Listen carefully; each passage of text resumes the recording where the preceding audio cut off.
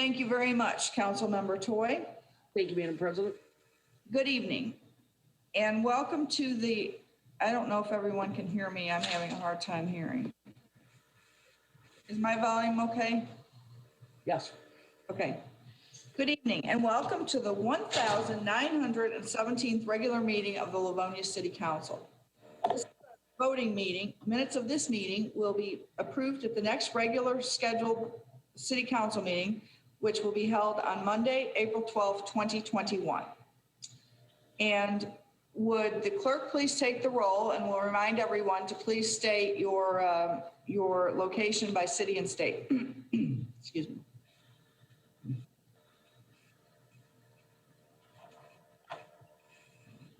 You're on mute. Sorry. Councilmember White, Present, Livonia, Wayne County, Michigan.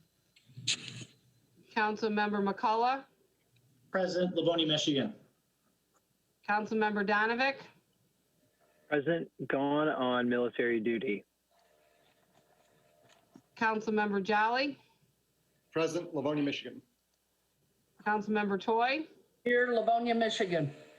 Vice President Barr, Here, screeching in from a volleyball practice that went too long in Livonia, Michigan. President McIntyre. Present, Livonia, Michigan, City Hall. Thank you very much, Madam Clerk. We have all members of the council with us this evening. At this time, we have the presentation of the minutes for the 1,916th regular meeting of the City Council that was held on March 8th, 2021. Council? Move to approve. Support. I'm sorry. Was that Councilmember McCullough? Jolly. Jolly, support? Support from Councilmember Toy. Any comments or corrections to the minutes? Seeing none, Madam Clerk, would you please take the vote for approval of the March 8th council minutes, regular council meeting minutes?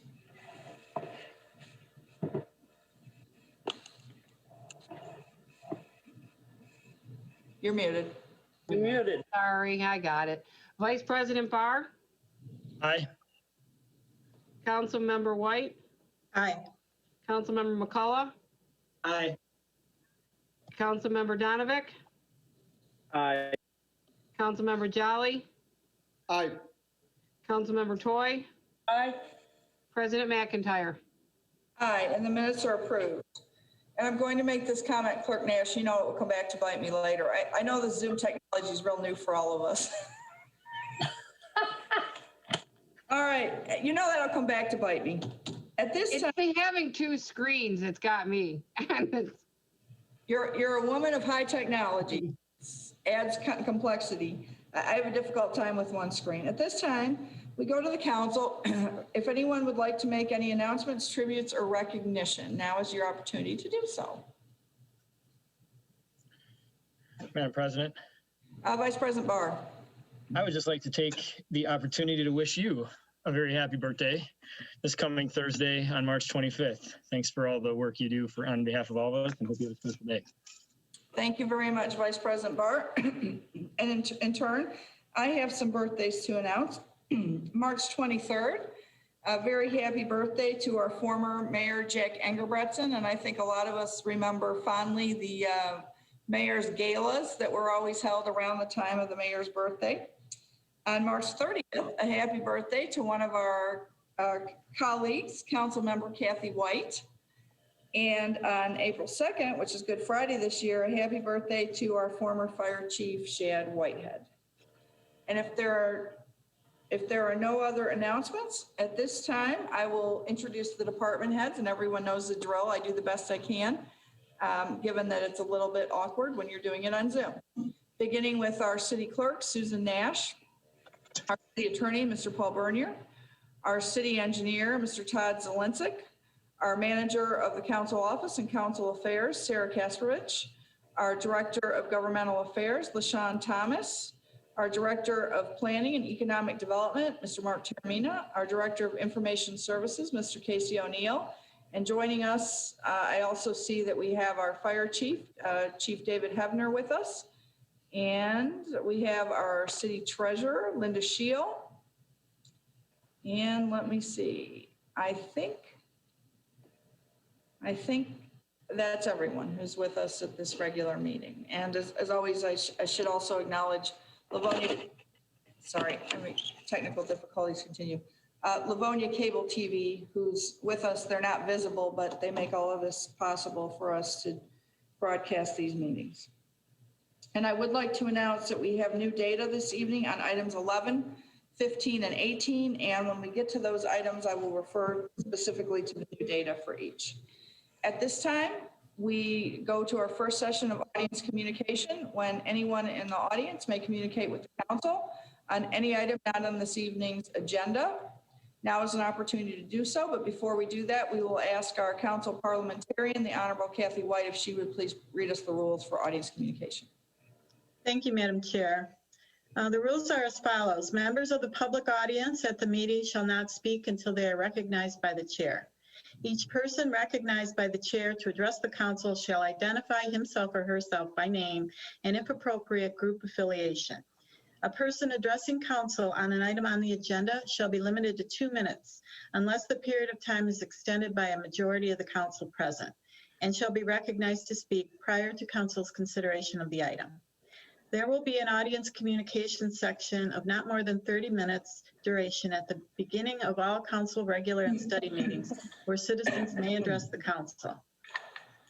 There will also be an audience communication section at the end of all regular and study council meetings where citizens may address council on any matter that is not on the agenda.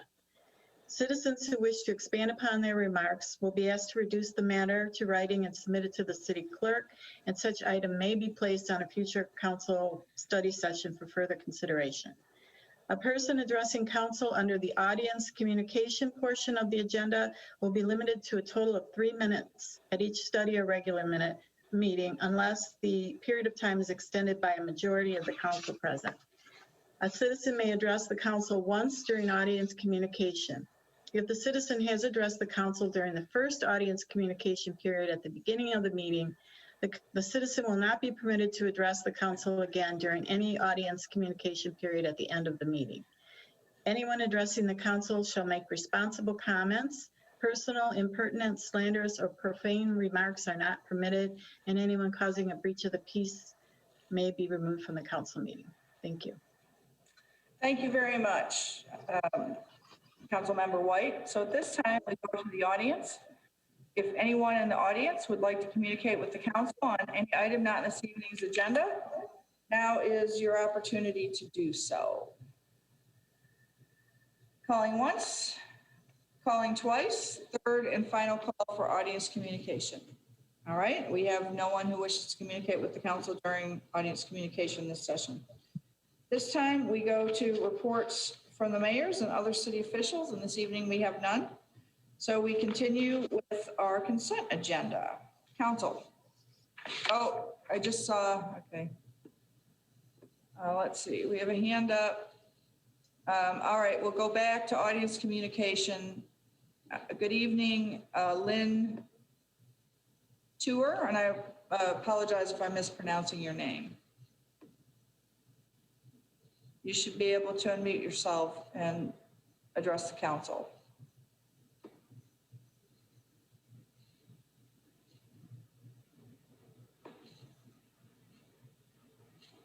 Are you able to unmute yourself?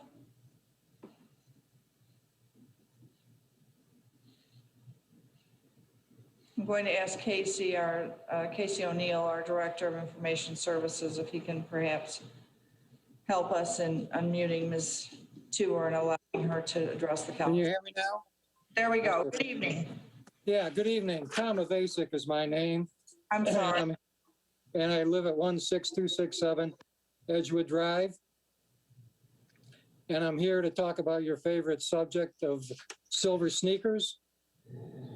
And I'm here to conclude my request for the unrestricted use of the rec for Silver Sneakers members. But I'd like to make the following comments if I could. Please.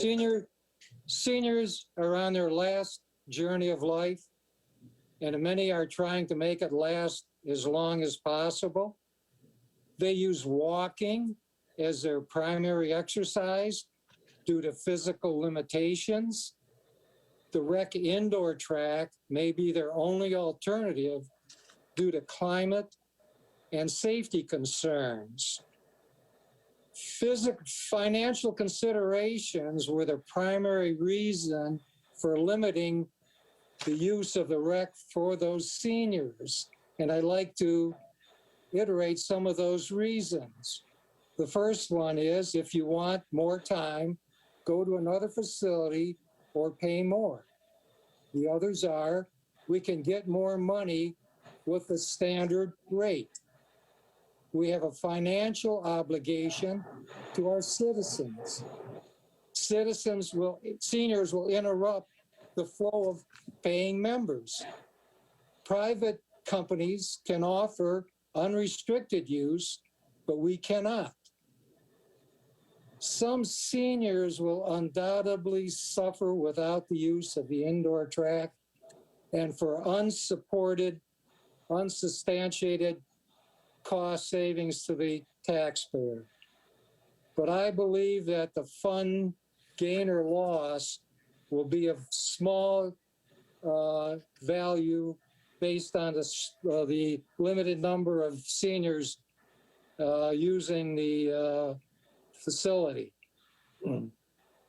I have learned from raising 4 children and 10 grandchildren that if they don't want to do something, they will give you many reasons why not to do it. I find that adults also react in a similar situation. I thank you for your attention to my concern. Thank you very much for your time and your comments and your desire for senior citizens to be able to remain active and engaged. Thank you. All right, would anyone else like to address the council during this session of audience communication? All right, calling once, calling twice, third and final call. All right, seeing no additional audience members who wish to communicate with the council at this time, we will move ahead with our consent agenda. This evening, items 1 through 9 are listed on the consent agenda and they're voted on as one singular item. It does not mean that they are any less important than any other items on the agenda, but rather that in our study meeting of March 8th, they were determined not to be controversial in nature. Council. So moved, Madam Chair. Support from Vice President Barr. Madam Clerk, would you please take the roll call vote on approval of the consent agenda? Vice President Barr, Aye. Councilmember White, Aye. Councilmember McCullough, Aye. Councilmember Donovic, Aye.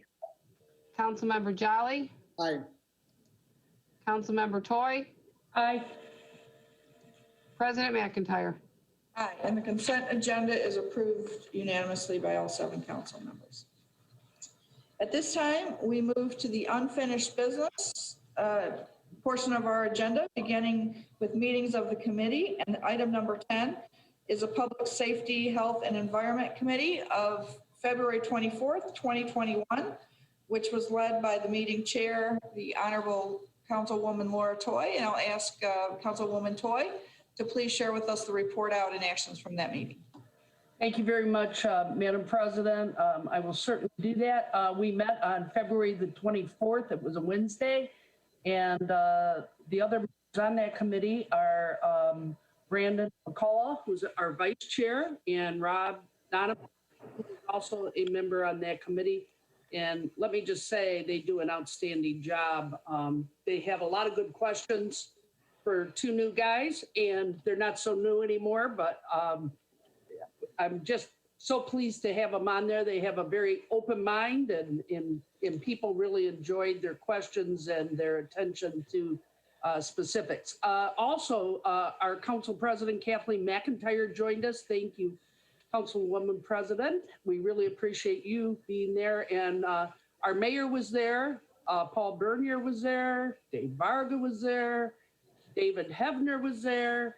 Chief Curtis Cade was there, Mark Taramina as well, Christian Hutchins, and Linda Shields, Sandy Teeter from our, she's chair of the Human Relations Commission, and Mr. Jim Beeringhouse, who's chairman of the Greenleaf Commission. So I'll try and make this quick because it was quite a long meeting when we invited the Sustainability Committee, and most members showed up and they did an outstanding job, and they do an outstanding job. It's amazing. We discussed quite a few things. As you know, we have this program. Let me reach into my, this is our program. Remember this one, Council? We did this on the clothing, simple recycling. We got some really nice updates about that. And the program's back in swing, so that with COVID and such, we had to do a little pause, if I'm not mistaken. So they're working with Nextdoor, a free neighborhood network that has grown immensely, evidently, and they are getting information through them, and as well as the chambers starting to do those welcome packages as they did many years ago before most of you were born. And then there's the question of the large curbside orange bins, the Tree City Committee. We had a report on that. This is all in a big report. You're more than welcome to read it because it's very interesting. And, what native trees are good to this ecosystem, and also Blue Stem Energy from DTE. Just some highlights here, of course. We got a little bit into climate change as well, and the Livonia Vision Master Plan as it relates to that. The QCI and the LLC in Ann Arbor was visited to learn about their ideas for future recycling, and I'll tell you more about that.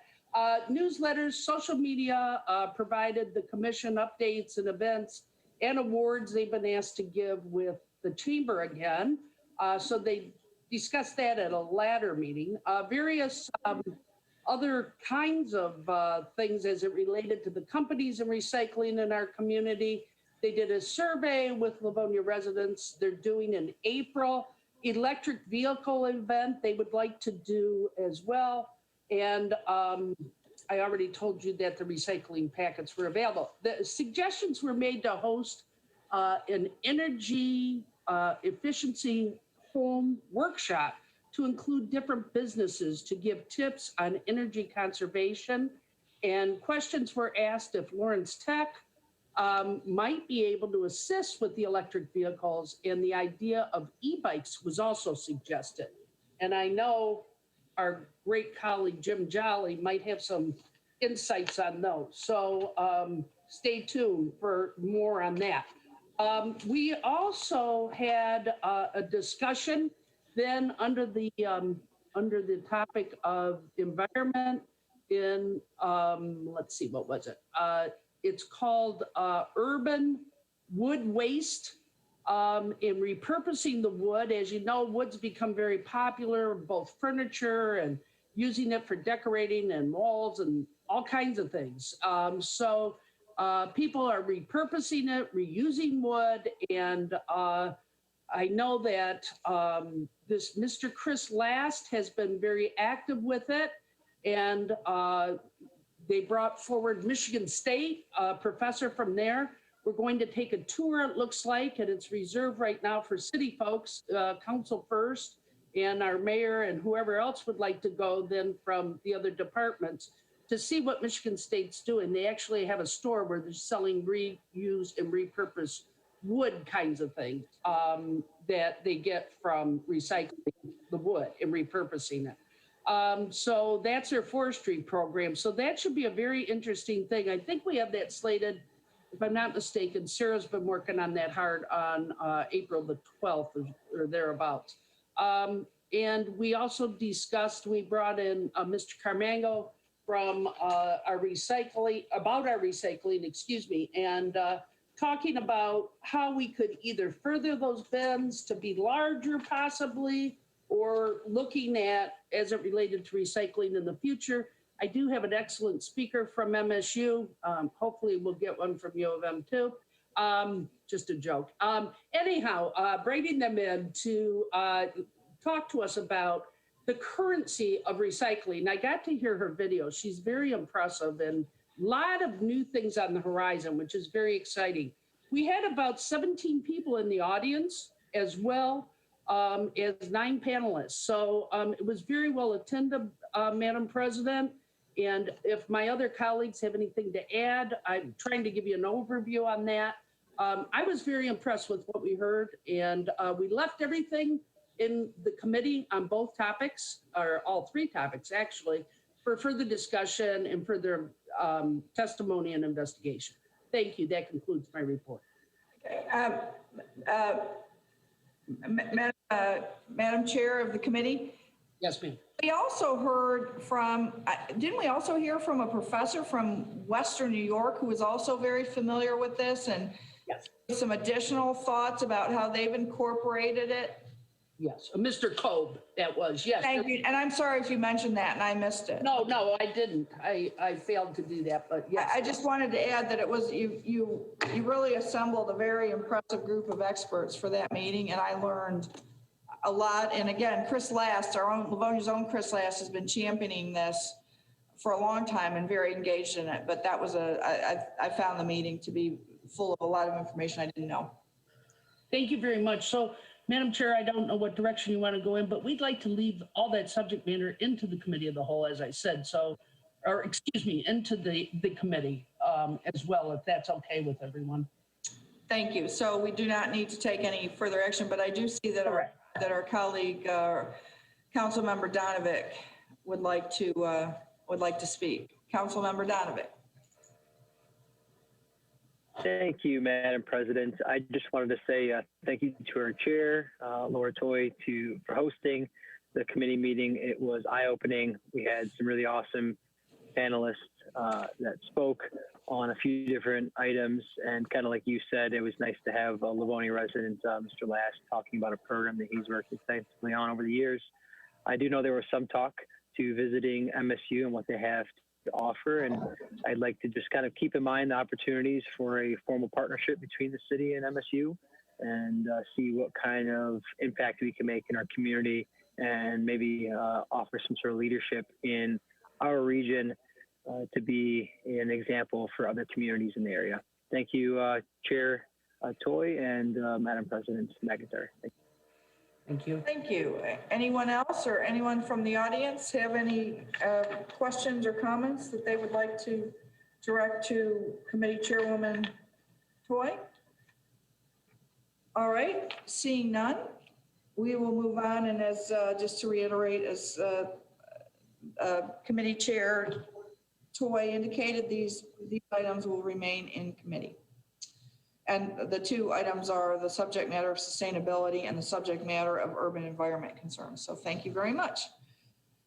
All right, with that, we continue on with unfinished business, going to item number 11. This is a proposed amendment to the Livonia Code of Ordinances as amended. This comes to us from the Department of Law regarding sections 010, 011, and 020 of Title V of Chapter 42, hotels, motor courts, lodging houses, rooming houses, 1-family dwellings, 2-family rental dwellings, and multiple family rental dwellings to add subsection definitions of short and long-term rentals. And this was Council Resolution 67-20. And I did want to call your attention to the new data that we've received. And the new data are several resident letters regarding short-term rentals in the city. Councilmember Barr. Yeah, Madam President, before we get to a first reading, I'd actually like to offer a motion for sake of discussion for 1 revision to this ordinance, if I would get support for that. Support from Councilwoman Toy. Okay, Madam President. Yes, please. Thank you. First of all, I just want to make clear that we have 3 ordinances before us tonight, 3 ordinance changes Thank you. to talk about tonight as part of this. But and this has quite a bit of history to it. Very briefly for those watching, because this has gotten some attention lately, we first took this up in 2019. It was primarily a group of neighbors around an area where they were having some issues with one of these short-term rentals, an Airbnb or something like that. I don't recall whether it was specifically Airbnb, but that type of thing. And we had a lot of discussion back then. There's been a number of committee meetings on this. I won't go into all the details, but it ultimately took us to a point where about a year ago, that we had some ordinance language that we had all worked hours on and was ready to go, but then COVID hit. And we made the decision at that time, because this had so much time put into it, let's wait until we're back in person before we take this up. Of course, at that time, we had no idea that more than 12 months later, we'd still be doing virtual. And it literally just, at least from my perspective, it fell off the radar. And some recent events put it back on our radar. And so we were able to dust off that language from a year ago, and that's what brings us to it tonight. It was instructive for me to spend time reviewing that language and to refresh my memory of this issue. And in brief, what we're looking to do here is, up to this point, obviously we have this relatively new business model of short-term rentals, whether that be Airbnb or Vrbo or other similar types of services that didn't exist when our ordinances were written. And the place that those types of uses currently fall in our ordinance as written today, they get defined as a bed and breakfast. The way the definition of a bed and the ordinances that we put on a bed and breakfast essentially outlaw these types of uses in our community. Now, I know for some residents that would be a desirable outcome, but as we talked through this, on one hand, I share the concern for the integrity of our neighborhoods and not wanting our neighborhoods to become, basically unregulated hotels.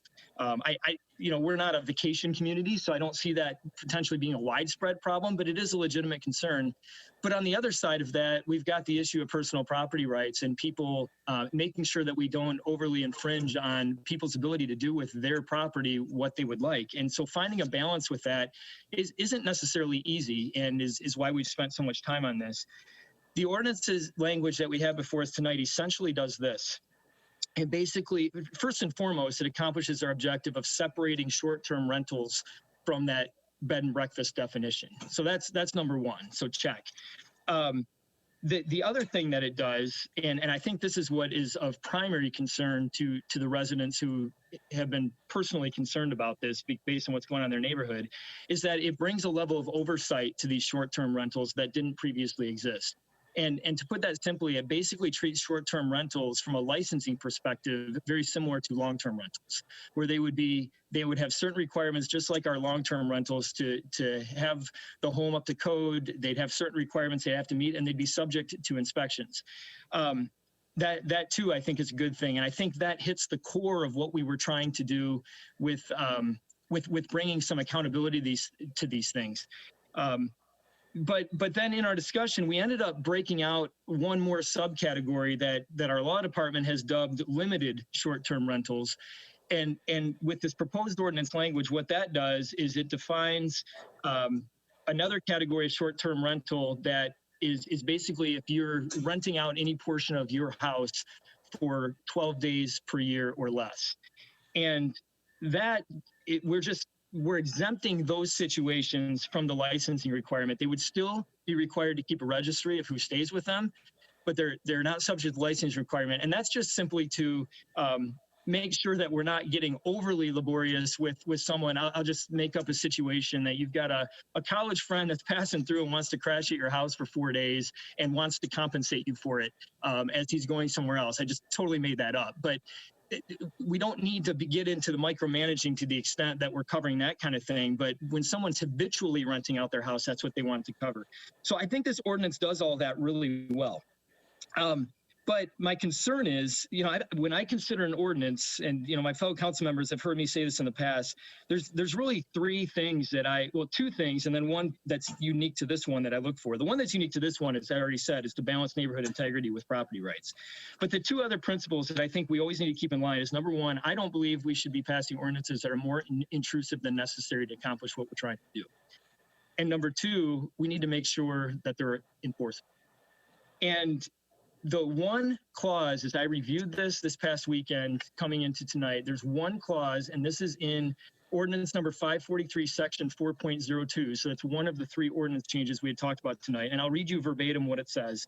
It says, speaking of short-term rentals, such establishments shall be run by persons who own and occupy the premises for residential purposes. I'll admit that at the outset, I can see the desire for something like that. But as I consider the different scenarios with this, number one, from a legal perspective, I think it's more intrusive than necessary, and I think it's difficult to enforce. Number two, from a practical perspective, as you play out the scenarios in which this might apply, I actually question how often, if ever, it would even come into play. And so what I would like to propose for us tonight is that we take the ordinance language exactly as has been proposed for us, but minus that clause. The end effect of this is, as I said, it does separate short-term rentals from bed and breakfast. It now treats short-term rentals consistent with long-term rentals, which is what we set out to do. It still allows reasonable freedom for property owners, and it still introduces what I think is a reasonable barrier for someone just flippantly trying to enter into this business with no regard to the neighbors. And most importantly, when we look at the two situations that we've dealt with over the last 12 to 15 months on Flamingo Street and Ontario Street, both of those situations would be addressed exactly as we had intended at the outset with doing this. So for all those reasons, I tried as best I could to lay that out in an orderly fashion so it was understandable. But that's what my proposal would be tonight, is that I would love to take this up as a first reading tonight, but minus that clause. Thanks for hearing me out. Thank you, Council Vice President Barr. Councilmember Jolly. Thank you. So I agree with Mr. Barr in terms of the positives that would be accomplished by this, such as treating short-term rentals as long-term rentals.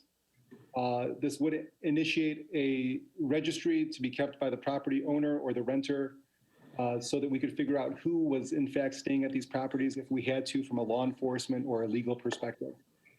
Bottom line is, though, going into this, I was concerned that our neighborhoods would be treated as, potentially having short-term hotels operating on some level. I was to some degree okay with someone doing that if they were an owner-occupier and they were on site to an extent, managing and overseeing what was going on with their property. I do have very significant concerns. I don't think people should be living in our residential areas if they do not intend to make a commitment, even as long as 30 days, to do such. We have zoned areas of property throughout the city for commercial. We have zoned areas for residential. It is my deep felt perspective that if you buy into a residential neighborhood to raise your family, to live as a single person, or in any other way in a home, whether through buying it or renting it through a lease, you should have the expectation that you will be living in a residential area with other people who have made some sort of commitment to that community and to that neighborhood. I do not believe I can support the amendment that Mr. Barr has put forward. And ultimately, I do not believe I can support this ordinance at all because, quite frankly, it doesn't go far enough. We have the ability under home rule to regulate, for the time being, how houses are used in this particular capacity. There will come a date, probably in the near future, in the next year, 2 years, if not little ways after that, where the state is probably going to preempt us and take away the ability we have to regulate or qualify this area of discussion at all. For the time being, while we have the ability to do so, I think we should wholeheartedly ban short-term rentals. We are talking about a couple people here who sometimes have had great experiences, and they told us during our committee meetings. They shared very positive stories. Those were largely people who lived on site at the property and would have nice, engaging conversations and the such. And I feel bad for the gentlemen and the people who expressed that interest and that desire to keep doing that. But it's just simply not fair to the people who live in communities who bought in a residential neighborhood. And if we're going to talk about private property rights extends to the people who live around you as well, to enjoy their property with what they signed up to enjoy it for. So from this perspective, I respectfully disagree with the direction that this conversation has gone. It seems like the longer we did this, the longer we discussed about it, it became less and less about regulating and protecting our neighborhoods and more about actually carving out and sanctioning this type of activity. So for those people who are listening, who have an interest in this, I'm going to be voting against this, but not because I don't want to, I want to ban this and I want to use our neighborhoods as we should be using them as residential, either through buying a house or renting a house. If you can't make a 30-day commitment to lease a property in Livonia, you shouldn't be living in a residential neighborhood in Livonia, period. Thank you. Thank you, Councilmember Jolly. Councilmember Donovan. Thank you, Madam President. I believe this proposal with the revision Councilman Barr suggested is a balanced approach to helping the city preserve the peace and tranquility of residents in neighborhoods, and also help create as much of a peaceful environment while also protecting the private property rights of residential homeowners who choose to rent their home, whether that be Airbnb or long-term. The reality is people rent their homes. They've done it for decades. And I don't necessarily know, respectfully, if you can ban a private property, residential private property from renting your home. So to me, the most common sense thing here is to figure out how we can create those guidelines and rules to protect our neighborhoods while also protecting the individual homeowner. Thank you, Madam President. Thank you, Councilmember Donovan. Councilmember Toy. Thank you very much, Madam Chair. If I may, probably the law, very capable attorney over there, Mr. Bernier.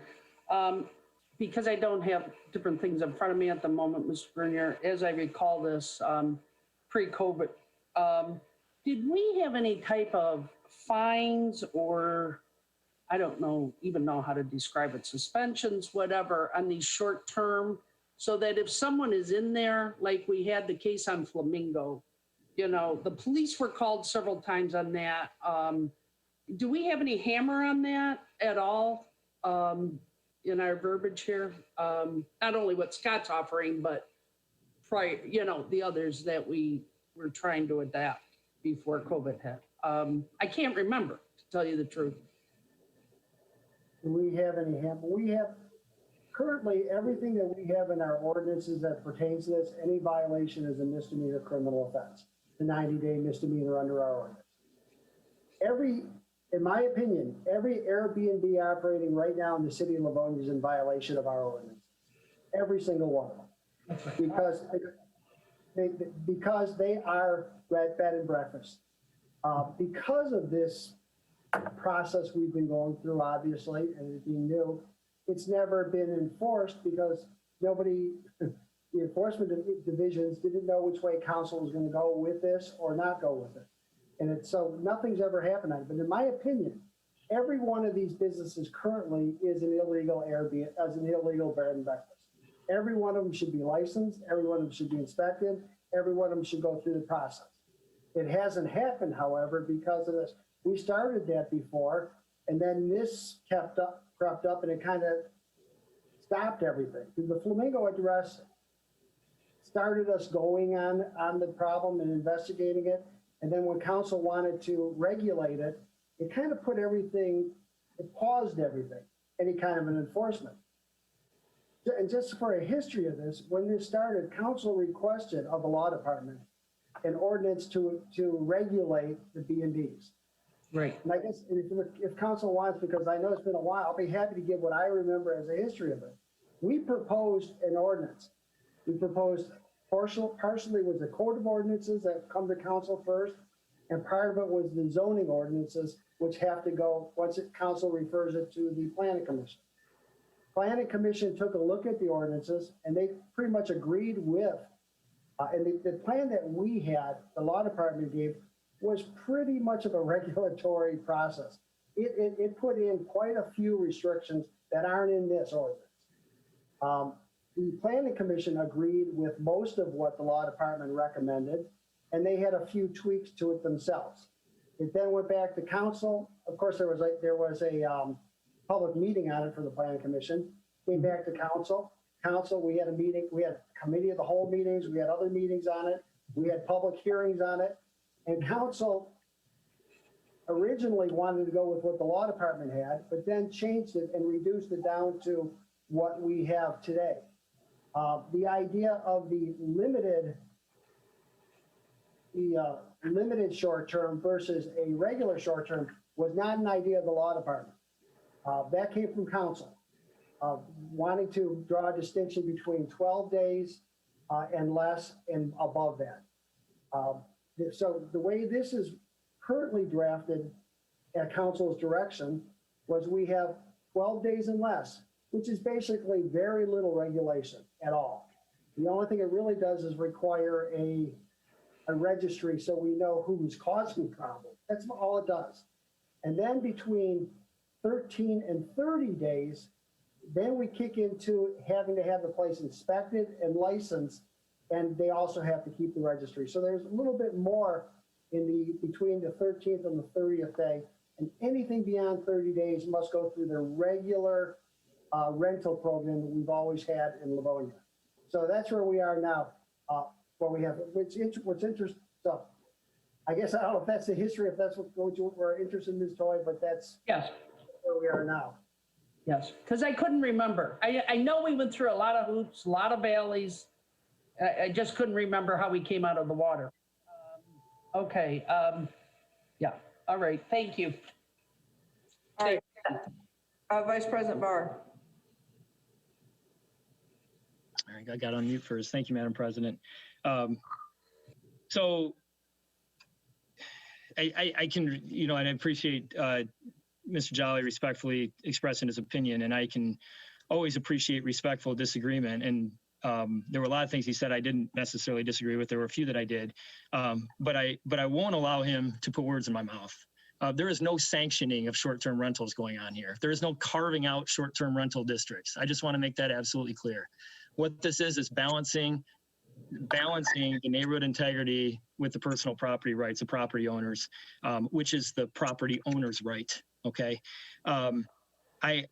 I want to just point out as well that what this does, and by the way, the 12-day thing, I mean, I'll own that. That was my suggestion to put that in, and the council generally approved it, which is why I say generally, just because it was in a committee meeting, it wasn't an official vote, but that's what led to the language that we had before us. We had a pretty open discussion about that.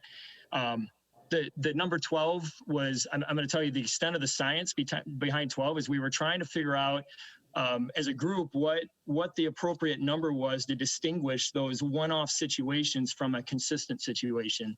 I suggested 12 just because it corresponds to 1 day a month, and that seemed reasonable to me, and nobody seemed to have an idea that sounded better than that. So that's where that came from, and I do think that's a good carve out. But anything beyond that, essentially what we're doing here is treating short-term rentals like we treat long-term rentals. They're subject to inspection. And so if we're going to take Mr. Jolly's rationale exactly as he said it, essentially what I heard him say is that there's no place for long-term rentals in our neighborhoods.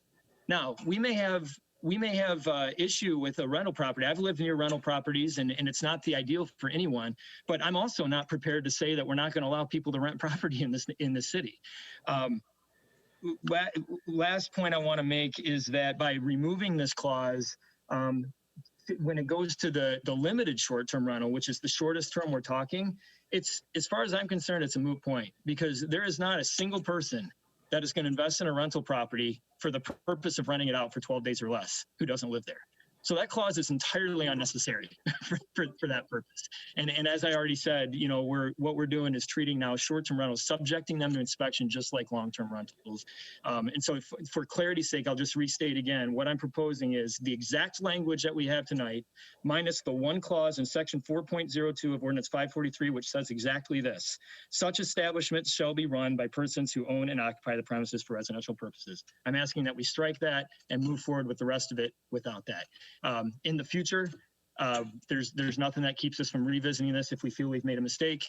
I don't think that will be the case, but I'd prefer a more conservative approach to this that looks at the rights of everybody involved versus taking a myopic approach to this. Thanks. Thank you, Vice President Barr. Councilmember Jolly. Thank you. I think I was quite explicit in saying that somebody should be making a commitment to living in a residential neighborhood through a lease of 30 days or more, which would indicate that I do support long-term rentals in the city. The ordinance currently defines a long-term rental as something 30 days or more. And I think that goes without saying that that would be appropriate and is always been appropriate in the city. It's always been done. The whole purpose is to have somebody making some sort of commitment to the residential area that they would be living in. There is a difference that somebody brings to the table when they buy or rent, and I said that explicitly several times, a house, and they make a commitment to a neighborhood and to being there and to caring for it and to having neighbors and having relationships that come out of that kind of situation. It's the short-term rentals where you potentially have somebody who did make that commitment to live in a residential area, but the person next door who owns the house decided differently that they would be living next to potentially a hotel. Listen, and just to address the last thing here, I never put any words in Mr. Barr's mouth from my perspective. Right now, we heard from our law department who's under the impression that these things are operating illegally per our ordinances, and they will not be operating illegally if this ordinance were to change. So to me, that is opening up a sanctioning of it. To what extent you want to say, that's fine. But that's my perspective. And this is my characterization of what's going on. Again, renting in the city always has been and should have been expected, to be honest with you. People understand that if they buy in a residential neighborhood, if they rent in a residential neighborhood, there may be people who have bought homes and who are currently renting homes. That's kind of expected. It's not expected to have a flow of people coming and going who do not normally come to a residential area. So that's where we are. Thank you. Thank you. Anyone else? Councilmember Toy. Thank you, Madam Chair.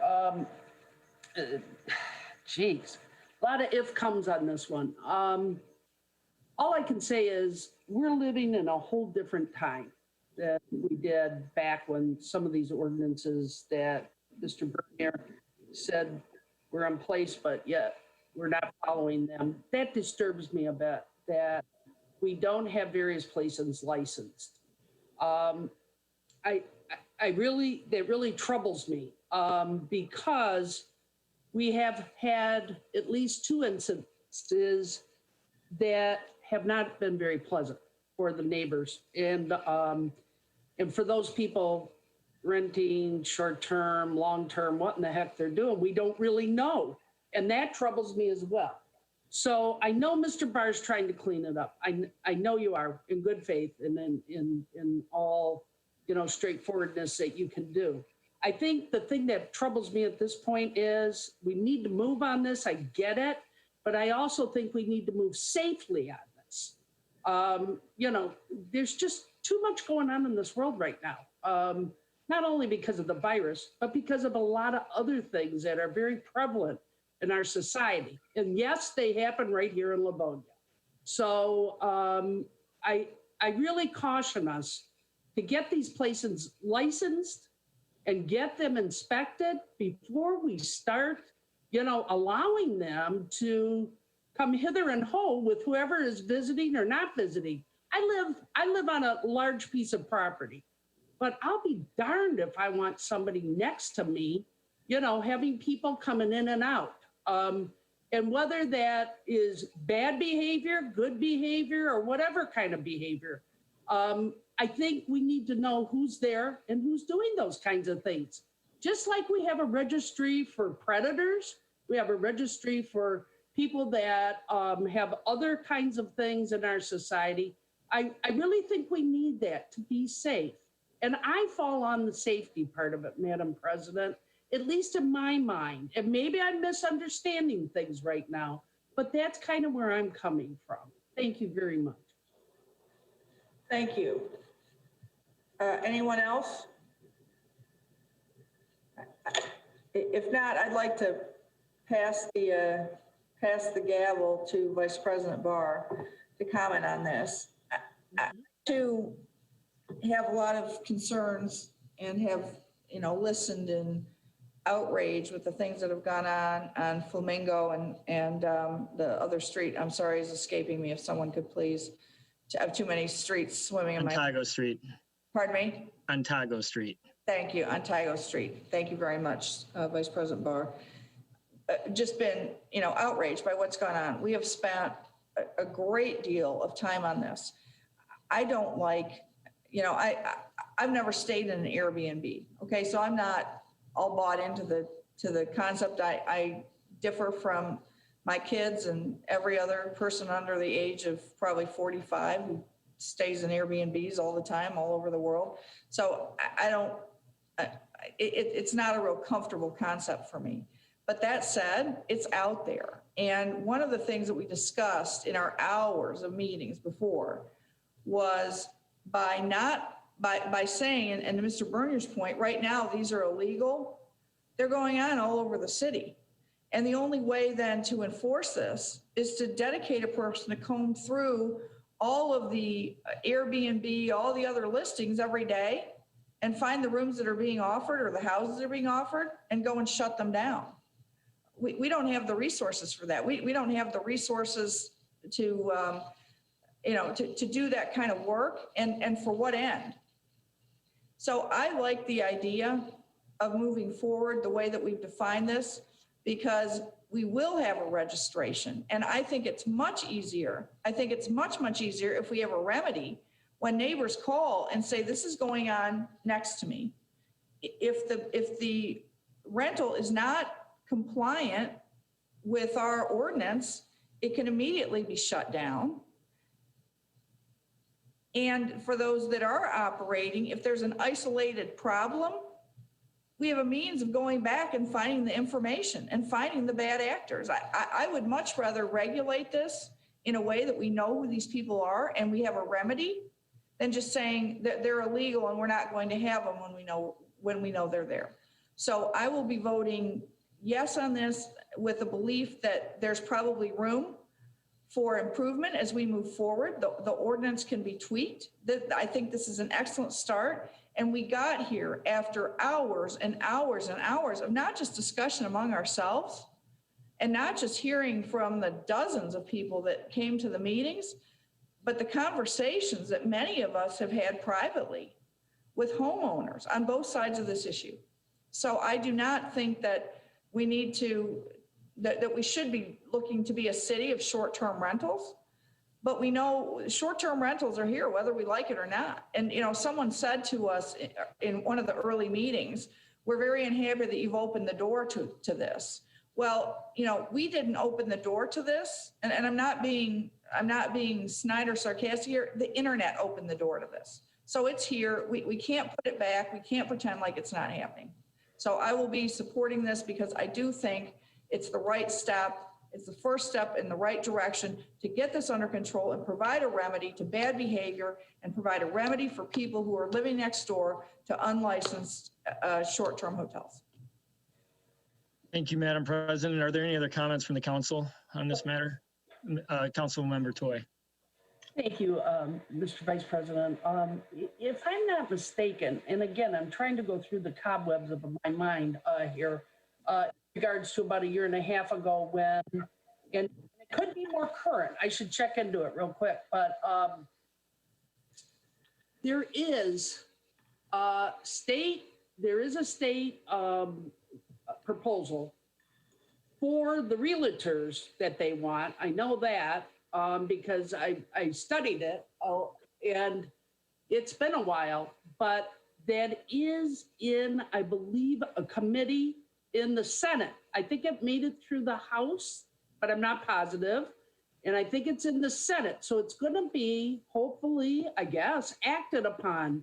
So this may supersede us in the long run and cure this whole thing. So maybe that we've let time lapse, not that we don't want to make a decision. I don't mean it that way, but I mean, state law will supersede us if indeed it happens.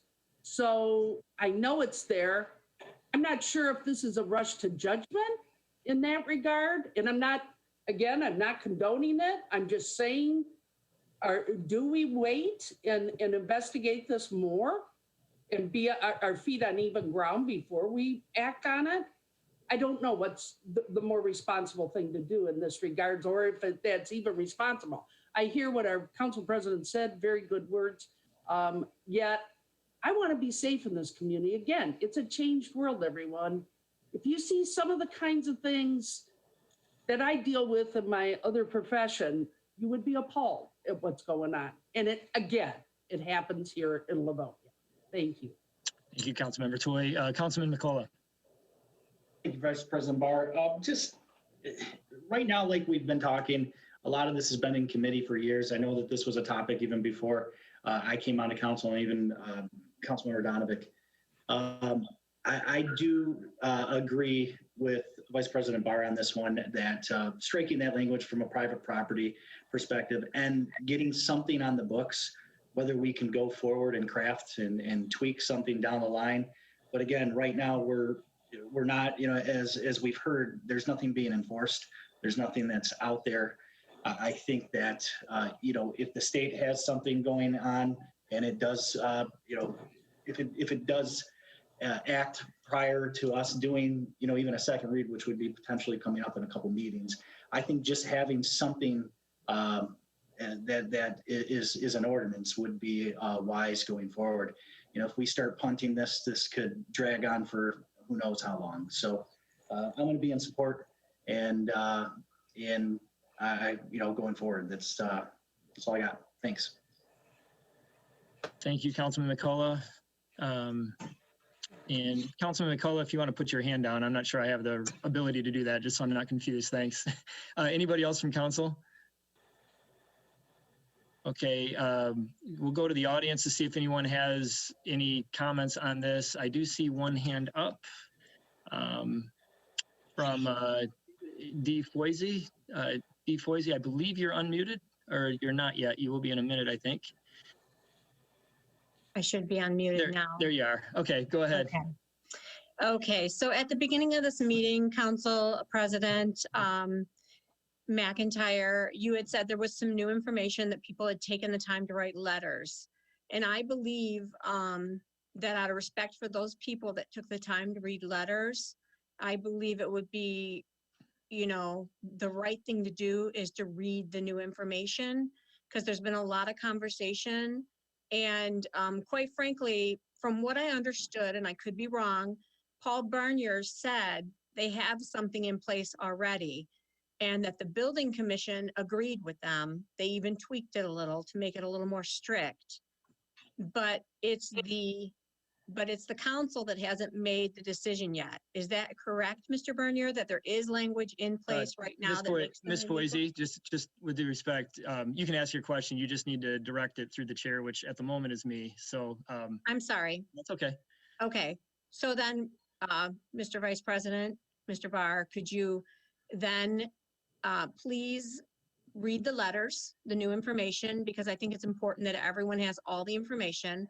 And then I'm thinking that Mr. Bernier said that they have something in place that makes these places illegal, and that the building committee did say that they were in agreement and they tweaked it a little, and that it's the city council that really hasn't made a decision yet, which is holding up the ability to do anything about these places. Is that correct?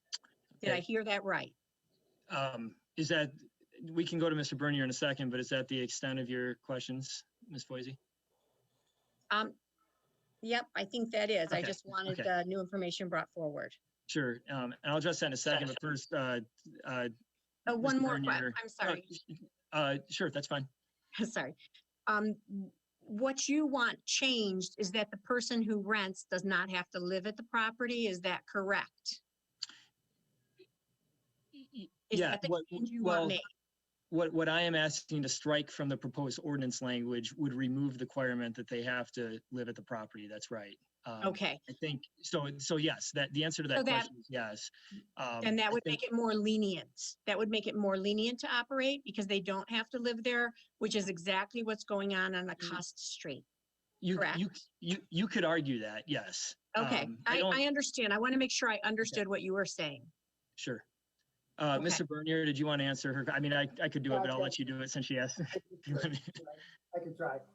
We currently have an ordinance dealing with bed and breakfast. Bed and breakfast are something that has existed throughout this country forever. If you look at our bed and breakfast ordinance, it's dated, it's old. No, given the geography and the way Livonia is laid out, there is currently there is no bed and breakfast in the city of Livonia. Let's put it that way. And I think part of that is because our ordinance is such that it would be difficult to open a bed and breakfast in the city of Livonia. I don't believe there is one currently in Livonia. So when the conversation came up, yes, we could enforce these as under the bed and breakfast. But the thought process was by everybody is let's catch up to the 20th century and try to actually, rather than fit in an enforcement into an outdated ordinance, come up with an ordinance that actually reflects reality, which is the Airbnb format, Verbo Airbnbs. So we're trying to update it because the B&B, the bed and breakfast, all these would be illegal under it, but it's an antiquated ordinance we have that really doesn't fit the reality of today. So the thought was, let's make it fit the reality of today. Thank you, Mr. Bernier. And I just want to follow up with my answer, just a point of information. Currently, there is no ordinance speaking specifically to short-term rentals. So anything we're doing tonight is making things more restrictive. It's a matter of what that language is in those restrictions. So I would challenge the idea that this is becoming more lenient. The fact that we're doing anything on this tonight is making it less lenient. So anybody else from the audience want to speak to this? Okay, seeing no one. Council President McIntyre, do you have your hand up? I do, and I'm forgetting to follow my own request that we use the screen icons for two reasons. One is I wanted to honor Ms. Foisey's request that the letters be read out loud. And Mr. Bernier, I believe that for a matter of practicality, that I would be allowed to read these even though I've passed the gavel, because I'm not sure if anyone else has these in front of them. I've acknowledged you, so I think you're totally free to do that. All right, so I'm going to read the letters. The first. Thank you for remembering that, President McIntyre. In that short 2 minutes, I forgot to address it, so thanks. No problem. The first is addressed to me. It's a letter. Dear Council President Kathleen McIntyre, stated March 9th, 2021. I and the whole neighborhood had another sleepless night due to my neighbors next door. There are no adults that live there, and their house party always spills out onto our lawns in the middle of the night. Young girls go in and out of the house every 30 minutes, and drug deals are being made in the middle of the street. My whole neighborhood is fed up with them. I and countless others have tried calling the police, but nothing is ever done. The police don't bother getting out of their vehicles anytime we call. We don't know what to do, and it's getting worse. I work in healthcare, and the sleepless nights and stress is putting me at the end of my rope. The residents of my neighborhood are coming together to figure out what we can do, but we are running out of answers. We seriously cannot take it anymore. The address of this nuisance is 33956 Sleepy Hollow, Livonia, Michigan, 48150. And it's from Daniel Wida Livingston from Sleepy Hollow Street in Livonia. And then we also had another piece of new data come in to us from the forums on our website. And this came in from a Mr. Brian Masters on Monday, March 8th. And this says the property at 20029 Ontario Street should not be able to operate as a hotel motel. It is on pretty much every travel site, usually as a Livonia Inn guest house. This is a residential neighborhood. I don't think it should be able to rent 4 rooms to 4 different customers. The house has been a nuisance for a while, and on 3/1/21 there was a shooting. And then I have another comment to make. Sure. As a council member, since I've passed the gavel. To the point that Ms. Foisey raised in the question, right now, all of these houses are operating illegally and they're not being closed down for whatever reason. That's one of the reasons that I think we're in a much better position if we go ahead and regulate these and require compliance with the ordinance. Then it becomes very clear if there's a violation against the ordinance. So I think and I think you made that point, Vice President Barr, now Mr. Chair, in answering the question, that anything that we do actually becomes more restrictive and places regulations and a registration and oversight process. So that's it. Thank you. Thank you, Madam President. We do have another member from the audience. I want to make sure I give her a chance to speak. Miss Elaine Yates. Miss Yates, go ahead.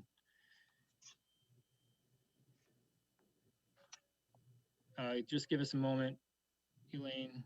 Got to get you unmuted here. Kathleen, do you have the power to do that, or is that Casey? Yes, I'm trying. She should. Ms. Yates should be able to unmute herself. I'm asking her Okay. to unmute herself. Maybe Ms. Casey can help us out. Miss Yates, you're currently showing as muted, so Can you? there we go. Yeah. We got you. Oh, we had you and we lost you. Can you? We had it, and I was. Well, we need to unmute her. There we go. There we go. All right, you got me? Yes. All right. So just a couple of things. Initially, we had discussed property size because our properties where these two incidences have had the most issues are small property sizes underneath your standard size. Like we're like a 30 or 45 front, where most in Livonia are 60. So we're extremely close. And another thing is the more frequently people come and go, the more it's clarified as a business in a residential neighborhood. And somebody did refer to these as businesses. And I just want to reiterate, I bought my house thinking I was living in a residential zone. So if he's going to be allowed to run a business that spills out into the neighborhood, then are we going to prevent other people from running businesses in the city of Livonia? Because then maybe I want to open a business where people spew in and out all the time.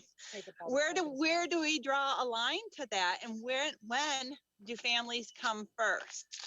And then the last thing, Scott Barr, Vice President Scott Barr, for the legal guy, I had brought up the Michigan Court of Appeals had said that there were rules and there were judgments against these type of things in residential neighborhoods. And so I would like to find out, one, if they ever reviewed that. And number two, if they the legal department came up with a set of rules and the planning committee agreed with some, but didn't agree with others, why is council going loosey-goosey and not following the stricter of the guidelines to keep the rest of us safe? And I don't care about realtors and what kind of business they want to do in my city because they don't live here. So why is council wanting to be less restrictive than what the law department is saying we should be? That's my questions. I can respond to that. First and foremost, what the law department brought forward is what the council suggested out of those meetings. So it's the law. What we tasked the law department to do was to craft the legal language around what we were proposing. So that's just first and foremost, wanted to do that clarification. Second thing, as far as the planning commission goes, yeah, the planning commission is a recommending body and they did come to us with a recommendation what this should be. We're talking about something that was now at least 17 months ago.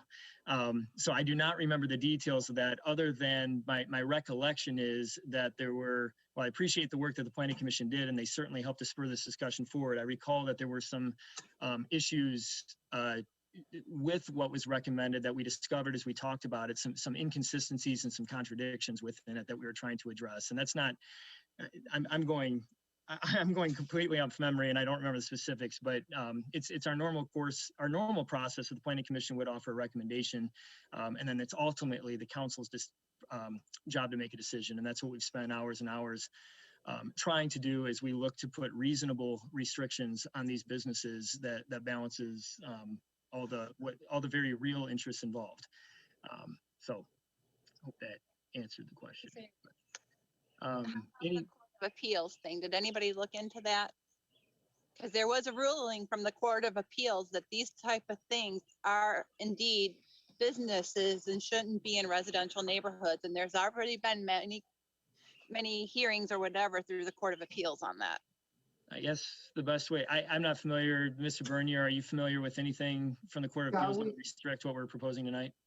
No, quite frankly, I think what she's saying is quite the opposite, Council Vice President. I think what she's trying to say is that the Court of Appeals allows for us, if we have the proper ordinances, to enforce our regulations against the Airbnbs. And I agree with her, if we can enforce our ordinances against Airbnbs when we have them, whatever they may be. Thank you. But again, the problem as I see it today is the traditional bread and breakfast ordinance that we have doesn't fit real well with the realities of today. Thank you. And thank you, Ms. Yates, for coming tonight. Anyone else from the audience want to speak to this? May I?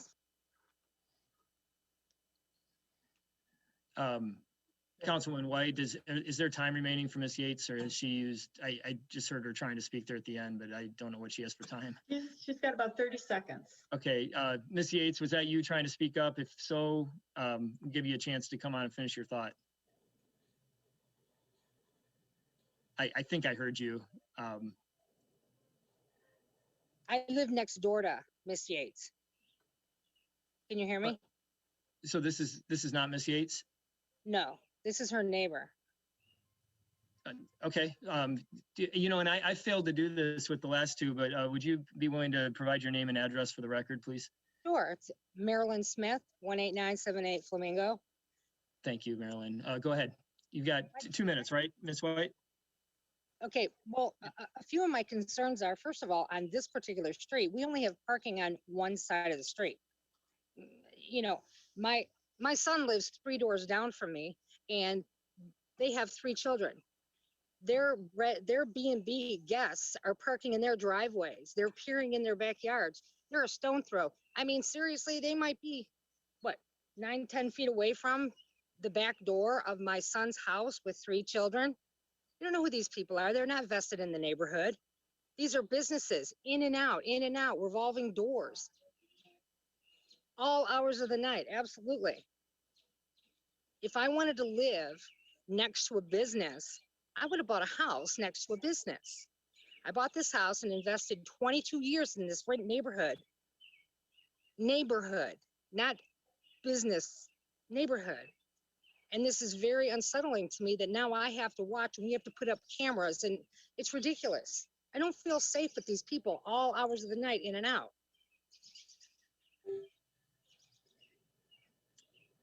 Thank you, Ms. Smith. Well, I would like to know what kind of stricter regulations we're going to have. That house is extremely too small to have any kind of people staying there. There's no parking. I mean, restrictions need to be higher and they need to be enforced. Okay, thank you, Ms. Smith. To answer your question, as we said, I'll just restate that what we're doing tonight is putting licensing requirements on these businesses which don't currently exist for short-term rentals. From the audience, there is a Jacqueline, and we'll go to you next. If you would please state your name and address for the record, please.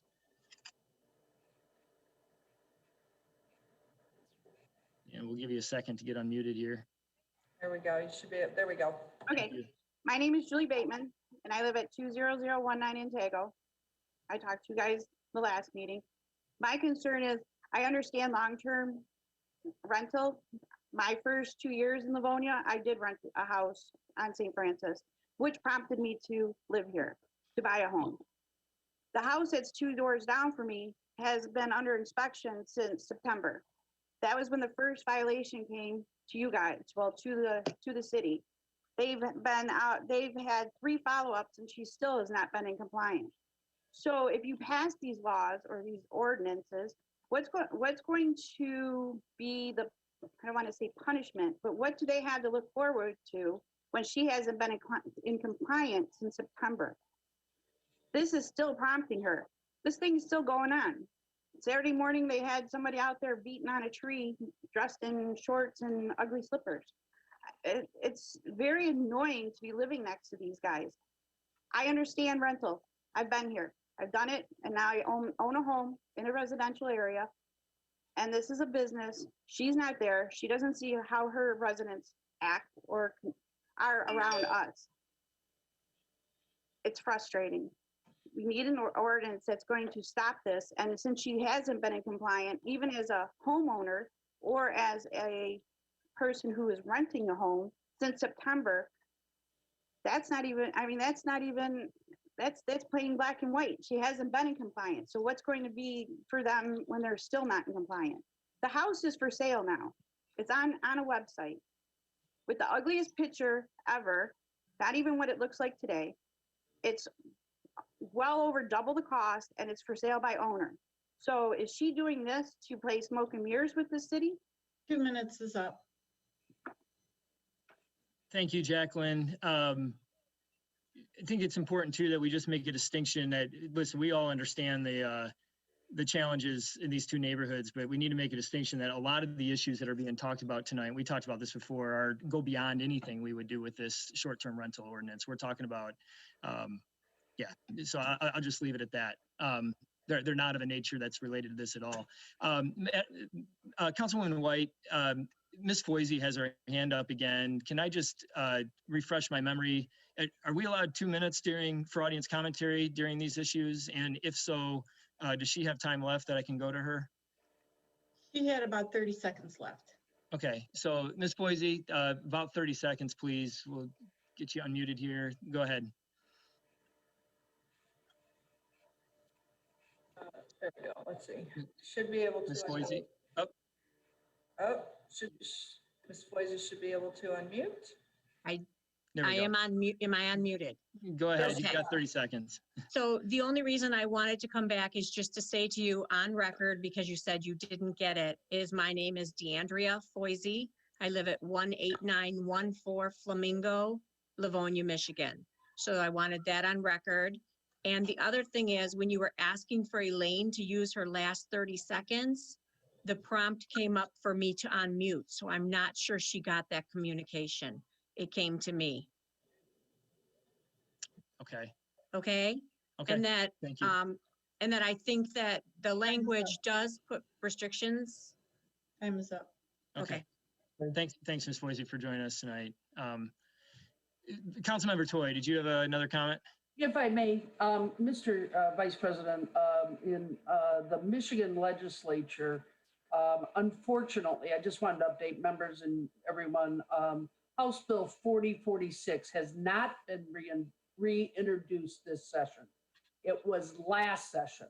So there's nothing on the table. So if we're going to do anything, as been pointed out, the state right now, whether it's either chamber, the House or the Senate, has not taken up that bill at all, which would take, oh geez, at least 4 to 6 months for anything to go before it. So it does behoove us to begin to do something about these things if indeed the legislature isn't going to come in and supersede us. That may happen down the road a piece, but in order to give some relief somewhere, and has been pointed out for safety factors, I think we've really got to take a hard look at this.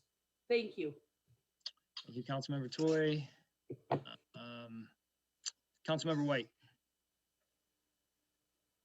I just want to state that since it's very unclear as to when, if ever, the state will act, I agree with the idea of putting restrictions in place on these so that we do have some kind of handle on it. And I don't think it's opening the door wide to something that is going to be negative to our community. I think it's better that we have a handle on it by putting restrictions in place. Thank you. Thank you, Councilmember White. All right, any other comments from the council? All right, with that, so again, the motion that's on the floor is to move forward tonight with a first reading of the ordinance language that was provided us, absent the clause from section 4.02 of ordinance number 543, which I've read verbatim twice already. That's the motion on the floor, and with that, we can go to a vote. Mr. Bernier, yes. Can I ask, we have 3 different items up Right. on. The first one, as I understand it, is the Code of Ordinances. that does not contain that provision. The second one that, Mr. Barr, where you were wanting to take it out is in the zoning ordinance, which would be the second item that would need a first reading. And then we have the first reading on the third item. So I just want to be specific. This first item that we're talking about does not actually, the first reading that you'd be offering wouldn't actually be for the, first reading wouldn't actually Right. have that be on the second one. Mr. Bernier, my understanding was that we could handle the first reading on all three of these together. I know there's 3 different ordinance changes, 2 zoning ordinances, 1 code of ordinances. My understanding was we could handle first reading on all 3 together. Is that not correct? I have no objection with it as long as it's very crystal clear what we're doing and no other council member has a problem with it. Because Okay. Tell you what, just to, the motion on the floor, just to be clear, I tried to be clear, but we need to be crystal clear on this. So my proposal, because we're not even to a first reading yet, and so when we're done with this, I'm going to pass the gavel back to President McIntyre, and she can handle these first readings how she sees fit, whether she wants to do it separately or together. But the motion that I have on the floor is to change the proposed amendment to zoning ordinance number 543 in section 4.02. So that would be the third thing, council, that's on our list tonight. I'm proposing to strike the clause that I mentioned earlier from that ordinances. I'm making no changes to the change to the code of ordinances as proposed or to the first zoning ordinance change from section 2.10 as proposed. So that's the motion that's on the floor, is strictly to make that one small adjustment to zoning 543 section 4.02 as proposed.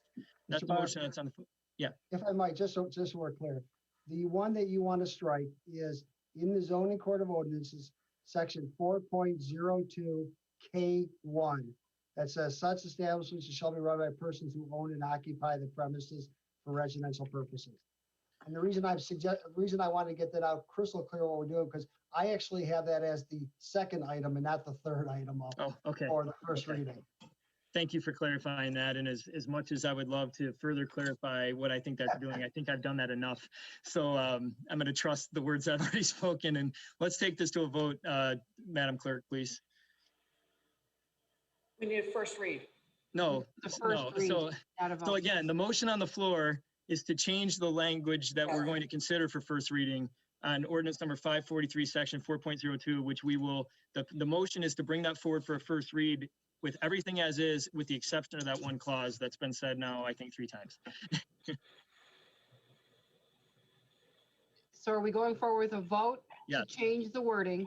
So I have initiated by Vice President Barr and supported by Councilmember Toy. That was from the initial, in the beginning of the conversation, correct? Yeah. As I Without have it- objection, I guess we'll say that's correct. Yeah. Okay, so I'm gonna go ahead with the vote then. Councilmember White, Aye. Councilmember McCullough, Aye. Councilmember Donovic, Aye. Councilmember Jolly, No. Councilmember Toy, Aye. President McIntyre, Aye. Vice President Barr. Aye. Thank you. So the motion passes. Before I pass the gavel, I just want to, for a courtesy to those who are here for the study meeting that is published, is starting at 8. I think we'll probably be getting to that shortly, but we're still finishing up our regular meeting. So with that, I will pass the gavel back to Council President McIntyre to move forward with these first readings as she sees fit. I just need to ask a point of question to our city attorney, because this got more complicated than usual. Can I take the gavel back, because we're technically still on the same, Oh. we're still on the same agenda item. I think it should stay with Vice Okay, that's President fine. Barr, because it is That's- the same item. Okay, so here's what I'm going to say then. I'm going to propose that, subject to the ordinance, to the language change that we just voted on, with that language, I'm going to propose that we consider a first reading for all 3 of these together. And I'd ask if anyone has a first reading for that. Or I should say that correctly, if anyone would like to offer first reading for those 3 ordinance changes. Mr. Vice President. Yeah, Councilmember Donovic. I'd like to offer first reading.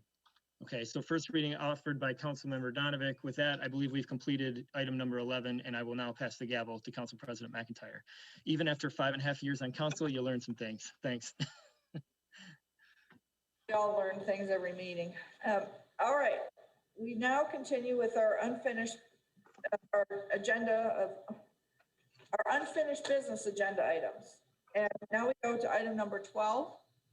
This is a proposed amendment to the zoning ordinance number 543 as amended regarding petition 2020-0-12-01-07 submitted by Tissio Architects for a change of zoning of portions of the shopping center property at 19043 through 19053 Middle Belt Road and 29475 through 29493 7 Mile Road, located on the west side of Middle Belt Road between Clarita Avenue and 7 Mile Road in the northeast quarter of section 11, from C1 local business and P parking to C2 general business. The public hearing was held on March 1st, 2021. So moved. Well, this would be a first read. Well, first read it then. Just a minute. I'm sorry, Councilmember Toy. Councilmember White had her hand up. Oh, I'm I sorry. had my hand up to give it first reading. Go ahead. So first reading has been offered by Councilmember White. Thank you. We go on to item number 13, which is a proposed amendment to the Livonia Code of Ordinances amended. This comes to us from the Department of Law to amend the sewage disposal system ordinance, chapter 13.20, section 050, connection rates for buildings fee schedule, and section 060, connection rates for buildings / computation guidelines. The first reading was given by Jim Jolly on Monday, March 8th, 2021. I'll offer second reading. All right, are there comments? Anyone from the audience like to comment on this item?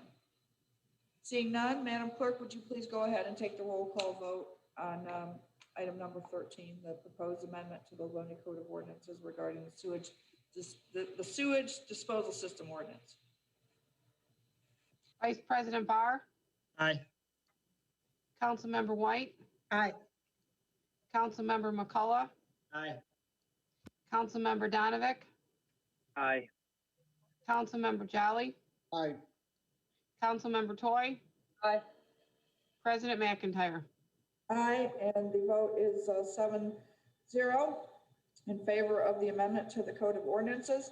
The ordinance change will become effective upon publication in the newspaper. Item number 14 is also a proposed amendment to the zoning ordinance number 543 is amended. This comes to us from the Department of Law regarding petition 2020-07-01-03 submitted by Leo Suave Building Company for a change of zoning, property located on the south side of Linden Avenue between Newburgh and Hicks Roads, 37855 Linden Avenue in the southwest quarter of section 19 from PL Public Lands to R1 one family residential. The first reading was given by Council Vice President Scott Barr on Monday, November 16th, 2020.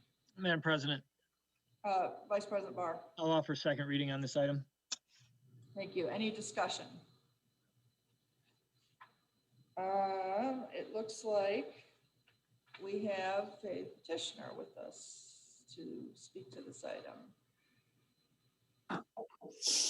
Mr. Suave? Good evening, everyone. Enrico Suave here tonight. This will be brief because I know you already had a long meeting as it is. This is a voting meeting tonight, correct? Yes.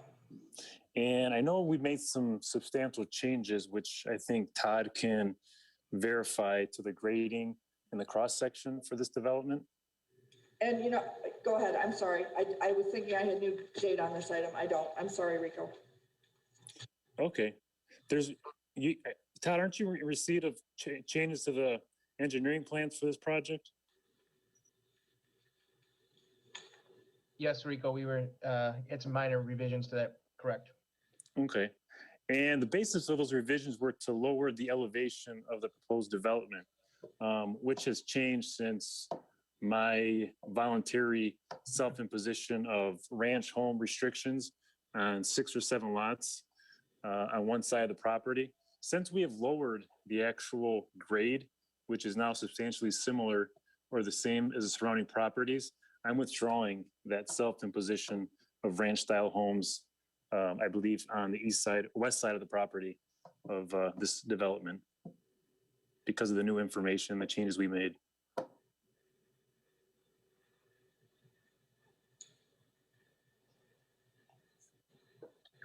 So Madam President, yes, please, Mr. Chairman. this will apply to the next item on the agenda. We're on. Oh, okay. We're We're on, we're not even there yet. I'm sorry. We're on item 15. Oh, okay. That's why I was confused because We're on 14. no, I'm sorry. That's what I meant. And I apologize for that. It's actually not the next item. You're right. But when you review the site plan on this matter, that's the item that he's suggesting, that making a change to the planning commission recommendation. Madam President, Yes, Vice President Barr. this is a matter of order, and since we normally hold up, this is a significant change that's just been given to us. Yes. Since we normally hold up second read on a zoning until we have a site plan, would it be okay for me to withdraw my second read for the moment and us propose that we handle number 15 before number 14? We can't do that without the zoning, can we? We can't do that without the zoning. I'll leave my second read in place. But it is correct that the issues that he's talking about refer to the site plan, which we can't really talk about until number 15. Right. So I'm comfortable with the second read. I do not have a problem with this being rezoned residential, as we've talked about. okay. So Mr. Barr's offer of second read, which was supported by. We didn't need support. We're second We don't read. need support. My head is kind of, okay, Mr. Barr's request for a second read or offer for a second reading stands. So if there's no additional comments from council or anyone in the audience, Madam Clerk, would you please go ahead and take the roll call vote on the rezoning, which is item number 14. Vice President Barr, Aye. Councilmember White, Aye. Councilmember McCullough, Aye. Councilmember Donovic, Aye. Councilmember Jolly, Aye. Councilmember Toy,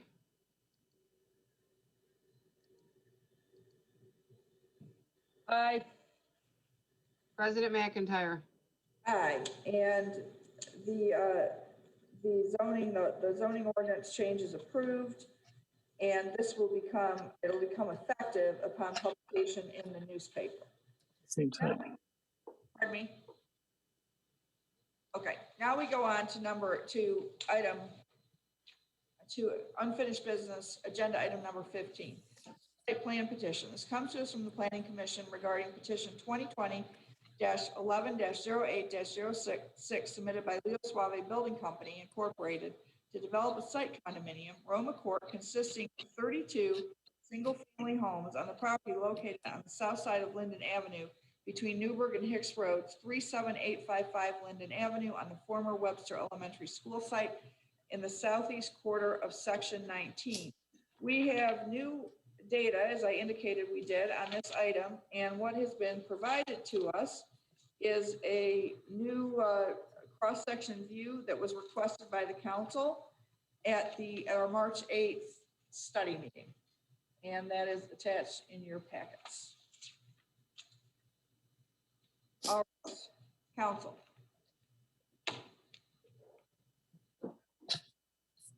Madam President, Vice President Barr. I'll offer an approving for sake of discussion.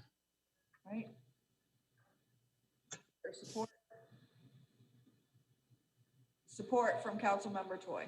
Madam President, Vice President Barr. through the chair to Mark Taramina. Mark, do you have, I apologize, in my preparation for this, I missed the new data. Do you by chance have that handy that we could show that to us here? Well, I've been frantically looking for it and yeah, actually I don't have Okay, it I'm sorry, on the screen, but if I could describe. sure. It was requested at the previous meeting, and what it is it's a sectional view that shows the proposed development in relationship to the adjacent homes. The grade in that case, it was lowered through further discussions with the engineering division. The grades will be lowered even further. So the new data that is presented to you is actually out of date now because the grade is going to be lowered even more. And as a result, as Mr. Sauvé indicated, it's going to match or be very similar to the grades on the adjacent properties. And thus, he's requesting that condition number 4 of the approving resolution by the Planning Commission be eliminated, which would have required only ranch homes along the west side of the street. And again, that was an attempt to try to offset the fact that there was going to be a grade differential between the two properties. Since that's no longer the case, Mr. Sauvé is asking that that he be allowed to construct colonials should there be a demand for colonials. Thank you, Mark. Madam President, if I may, can I ask a question of the petitioner? Please, Vice President. Mr. Sauvé, as I thought about, I had requested that, and as I thought about this in preparation for this meeting, I was comfortable with it, with the ranch home stipulation, based on what we had been talked about last time. This kind of throws me a little bit for a loop. I did just find, well, I found the new data just in time for Mr. Termina telling me that's out of date. What is the grade? I guess what's the difference in height, in elevation of ground level for a new home here versus one of the homes on the existing street to the west? Now that the new data received as of, I think, today, I think they're within fractionally the difference. And What does that mean? I think Todd was more privy to that conversation with the petitioner as of today. So I think he'd be better informed to answer that question. All right, is that correct? Is that correct, Todd? If you're willing, Madam President, I'll ask Mr. Zielinski if he has an answer to that question. Yeah, based on the topography on the west side, the elevation is around 692. The elevation on the east side is about 690. So again, the petitioner is going to build a house as a couple feet. We take the average of those two road elevations, and he's going to be around 692 to 693. You know, pretty much flush. The grades go from west to east. You know, on the elevation. So based on our initial review and talking with the petitioner and the engineer, again, we're trying to make the site somewhat flat, but also got to make sure we have positive drainage there. But I would only envision a couple feet, above the existing west elevation for the roadway in order for drainage to occur. But it's not going to be elevated up out of the ground like we had originally thought. So we worked with the petitioner and with the engineer to make sure that's cohesive with the surrounding area. Mr. Zielinski, just so I'm clear, when you say 690 versus 692, are you talking feet or are you talking inches? Talking about the elevation based on the survey of the area, benchmarks itself. So basically 2 foot elevation difference between the west side and the east side. Difference. Okay. Yep. So my reason for being concerned about this, is, as I said at the last meeting, is another development, which I won't name, but another development that we did within the last few years in Livonia that when I've gone back and looked at it later, I've been startled by the elevation difference between this and the surrounding neighborhoods. And I thought, I'm never going to make that mistake again. I wish I had a benchmark, and Todd, I'm not going to ask you because I'm sure you don't have it prepared for what it was there. So I had a benchmark, but I guess I'll just say, is in your judgment, is this something that's going to be vastly noticeable for, are the existing homes going to feel like they have these houses towering over them in their backyards? Oh, because you have obviously Mason, you have several houses along Mason, correct? And then you have the road coming in, the cul-de-sac. So we want to make it cohesive to the west side, which is at higher elevation than the east side, 692, to the east side of 690. But again, we don't want to elevate the roadway coming in. We want to make sure it's a break point to have positive drainage on the roadway and out back to Linden on the north end. So again, the goal is to make it cohesive with the surrounding area, not have them elevated out of the ground so they're 5 or 6 feet higher. So well aware of the situation over at Webster, and again, working with the planning department and everything with the developer and the engineer. It's been, we talked to them last Friday, and they're well aware of the situation, working together with them. Thanks. I'm all set, Madam President. Okay, Councilmember McCullough. Thanks, Madam President. Through the chair, well, I guess just in general, through the chair to Mr. Zelinsik, if I may. Please. So if I'm looking at this, obviously this out of date one, it shows the existing house at, and I'm trying to, I don't have my glasses on, but I think it shows 693. The other one shows 696.45. My concern is, you know, between eave to eave on these roof lines, you've got what, 90 feet. And it shows just even in this illustration, a fairly high differential, you know, if you're going over that 90 feet and you have to go down a potential 3 feet in grade. Obviously, I appreciate it dropping further to make positive grade. I'm just leery on waiving the ranch requirement. I think that looking over the overall site plan, I'm glad that property, because even this section A-A that we got as new information, it still seemed high. That was one of my questions of just even bringing up just based on this, I had concern. So, I mean, are we talking within a foot? Did it drop another 2 feet in that 90? Or, you know, do you have more specific information? So what we asked the petitioner to do is go back and take the elevations of the roadway to make a calculated effort as far as the elevation there, and not go more than, I believe, take the difference there, use that elevation, and obviously when they plan the houses, not to be 16 inches more than the elevation of the roadway itself. But it will not be at 696.5. That's too high. Again, I'm guessing around 693, 694 max. But again, they have the opportunity probably on a few houses on the east side where they would go up 16 inches from that grade itself. But there's probably only about 6 or 7 houses that will be impacted by the detention pond in that area. But the goal is to make sure the road does not come out of the ground heading south out of Linden, make sure it's flush, because we have the houses on Mason that have to be cohesive. I don't want a mound or a hill between the 7 houses on Mason compared to the remaining houses that are along the proposed cul-de-sac. I think it's Josephine Drive, if I'm not mistaken. So here's just a general question. If we approve this and exclude the waiver to build a Colonial, do we have a part of the proving resolution? Are you tying in these requirements, obviously through the construction process, to make sure that these grades do match up? Again, each case is different. I can't say until I get the final road plan itself. So until I get the final road elevations, which we'll review, I'm at a standpoint where I need to get the road approved itself.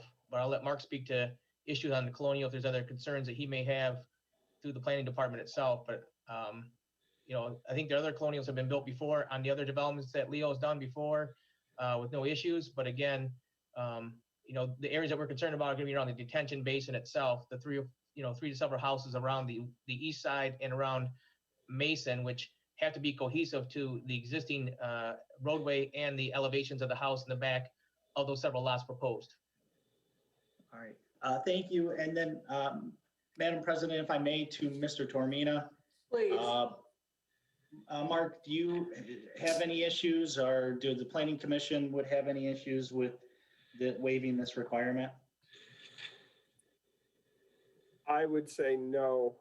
They imposed that requirement when the plan that was submitted for their review showed the road being much higher than what's being described to you this evening. Think of it this way.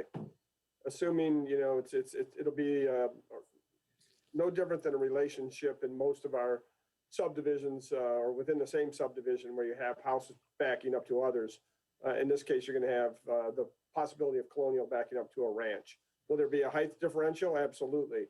But it'll be mostly because of that second level and not because of the grade difference. So in that respect, it won't be different than what you see in many other situations throughout the city. Awesome. And again, thank you both for that. And to the petitioner, thank you. Having the grade dropped is a big win. I mean, like I said, I looked at this extra data, so knowing that it's even lower makes me feel a lot better. So thank you to all involved. That's all I have. Thank you, Councilmember McCullough. Councilmember Donovan. Thank you, Madam President. Just for clarification, this question may be better for Mark or the petitioner. For any residents watching at home, can you clarify the difference between a colonial and a ranch style home? The colonials would be two-level structure versus a ranch single-level structure. Height-wise, that probably translates to 10 feet or so, not including the roof, maybe 8 feet. So yeah, that's pretty much it. And it would apply to capes. Keep in mind too that there's story and a half structures. There's multiple designs that they use in these subdivisions. All the houses have height restrictions, a maximum, height above grade. So it would apply to colonials as well as capes. Thank you, Mr. Tormina. Thanks, Madam President. Thank you. Anyone else? Madam President, Yes, Vice President Barr. I'm sorry. I just want to make sure that No. no, I do. It's late and I want this to be done too. But so the difference, I think, I appreciate Mr. Termina's comments, and I just want to make it clear. I don't have an issue with two-story houses backing up to one-story houses. That happens throughout the city. That happens in this neighborhood already. The difference with a lot of the neighborhoods we deal with today versus a lot of the other situations in the city where you have a two-story house backing up to a one-story house is now we've got these drainage pond requirements that drive grading consequences that are different than what we've had in the past. And so I said I wouldn't mention it earlier, but I will now. And the only reason I was going to mention it is because I didn't want to go down that tangent. But the neighborhood I'm referring to is one, and I'm trying to find it. It's the one that's probably still completing construction, and it's down south of Ann Arbor Trail. Dover Court, Mr. Barr. That's Dover the Court, one. Mr. Vice President. So through the chair to Mr. Zlinczyk, Todd, do you by chance know what this comparable dimension is from that development? Because that's one neighborhood that I go over there, and as that turned out, I mean, those new two-story homes, they are towering over the previous homes. And not doing this every day, I don't have a good benchmark to know what the real impact of 693 versus 696 is. Can you, if you don't know, that's fine, because I'm totally putting you on the spot, but can you help me with that as to how this would compare to what we saw over there? It's probably about 6 to 7 feet higher than the existing grades, at the end of the cul-de-sac itself. But again, the pond is would be at the south end of the development, next to the Wayne County drain there itself. But that was a unique situation. Again, with the road elevations that we have, we're trying to, again, negate the issue that we saw over on Dover and updated our design standards to accommodate that future issue. So that was a more extreme scenario than this one, is what Correct. You're saying from a height. Yes. And I do see on the cross section that was provided, well, it's hard to totally have a frame of reference when I don't do this every day. In a worst case scenario, first of all, it does give me some comfort to hear you say that, Todd. Thank you. And so I'm glad I asked. Second of all, in a worst case scenario, it appears from the cross section that some landscaping, some standard landscaping could probably even help to provide additional privacy if people chose it. So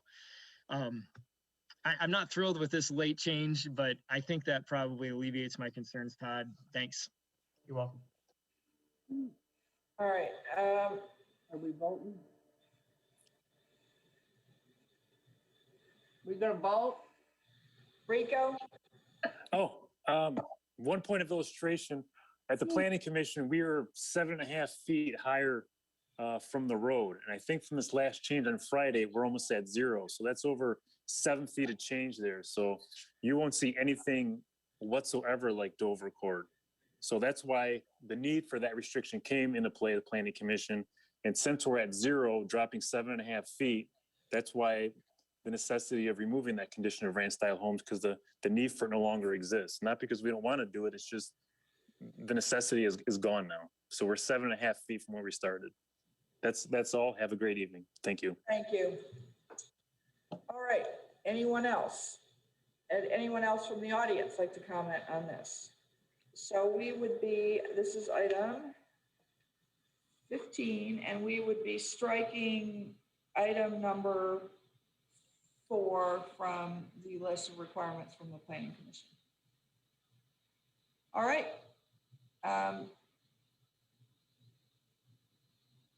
We are ready to, Madam President, yes. I just wanted the motion was given before that was withdrawn, right? So I think we probably need to clarify that the motion, that the person who made the motion agrees with that. I think that's right. So who was, I didn't write, usually I write down, I didn't write down, who was the maker of the motion? Was that? Mr. Barr. Oh, it was me, yes. So, yes, I'm fine with that. So I will make the motion, taking out the ranch requirement based on the information we've been provided this evening. And the supporter was? Ms. Toy. Toy. Are you okay with that, Council Member Toy? All right. Okay. Get us to the vote, Madam Chair. All right. Madam Clerk, if you would please go ahead and take the roll call vote on this item. Vice President Barr, Aye. Councilmember White, Aye. Councilmember McCullough, Aye. Councilmember Donovic, Aye. Councilmember Jolly, Aye. Councilmember Toy, Aye. President McIntyre. Aye, and the site plan is approved as amended, striking item number 4 from the conditions of approval. Moving on, item number 16. This is a request to extend waiver use approval to new owner Edmund Lung, petition 2014-10-02-14, submitted by Elite Foot Spa LLC to operate a massage establishment on property located in the southeast corner of Plymouth and Stark Roads, 34389 Plymouth Road, and the northeast quarter of section 33. Council Resolution 373-14. Council.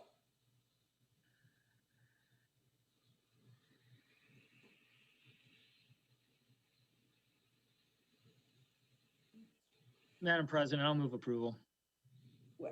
So is that resolution A? You're moving approval of resolution A to approve? Let me double check resolution A.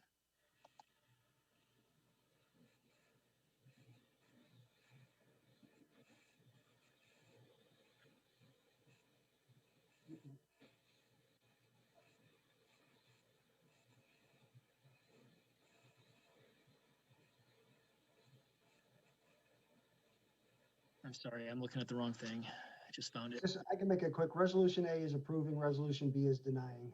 Okay. Yeah, so resolution A. Thank you, Paul. And I just found it. Thanks. I didn't make that clear. Thank you for the clarification. I didn't know if Vice President Barr was looking for something else.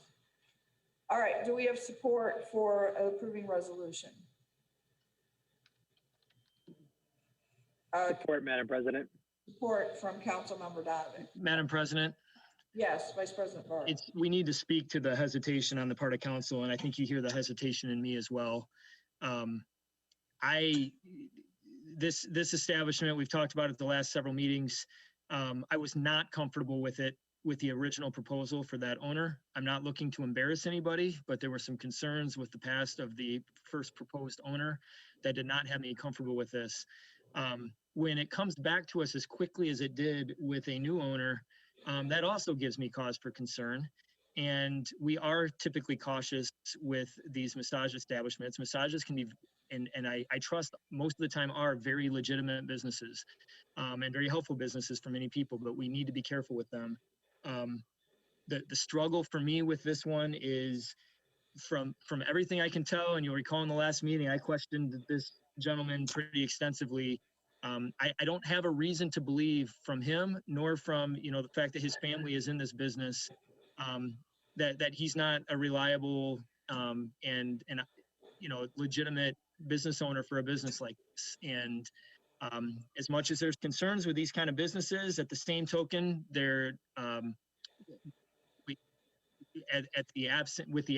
without any specific data to believe that this owner has any reason for concern, which I don't have any reason to believe that. I don't know that I can say that we shouldn't allow business that existed for the last 7 years to continue. So I think that's certainly what my hesitation was. I'm guessing that's what it was on part of council, and just pray I'm making the right decision on this one.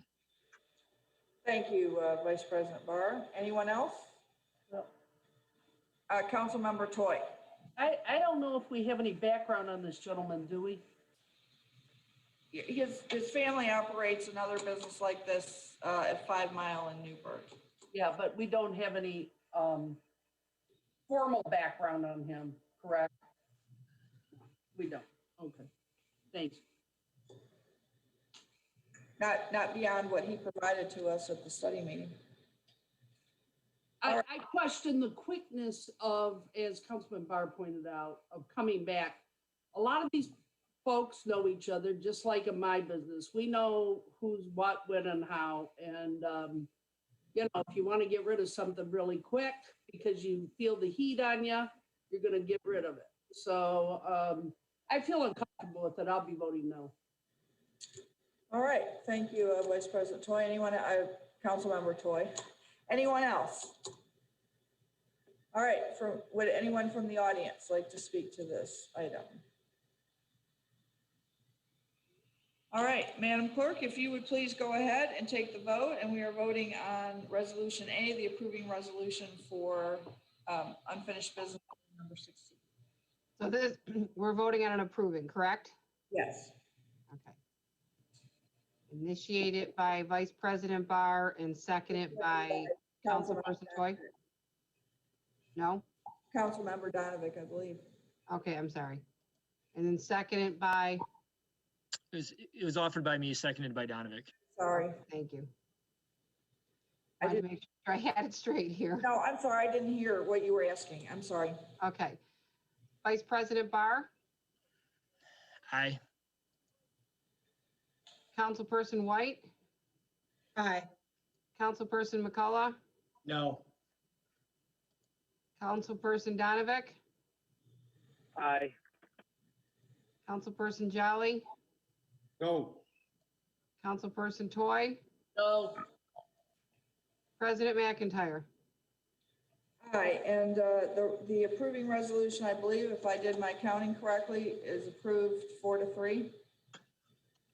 Yes. All right, I can count. You must have went to Bentley, Madam Chair. There you go. All right, so we will move on to item number 17. This is a request to amend Council Resolution 25-21. This comes to us from the Division of Police to approve the revised agreement with ARX under the new business name of Alta Vista Incorporated. Council. I'll offer an approving. Support. Approving from Jolly, support from Vice President Barr. Any discussion? Anyone from the audience like to speak to this item? Seeing none, Madam Clerk, would you please go ahead and take the roll call vote on item number? Vice President Barr, Aye. Councilmember White, Aye. Councilmember McCullough, Aye.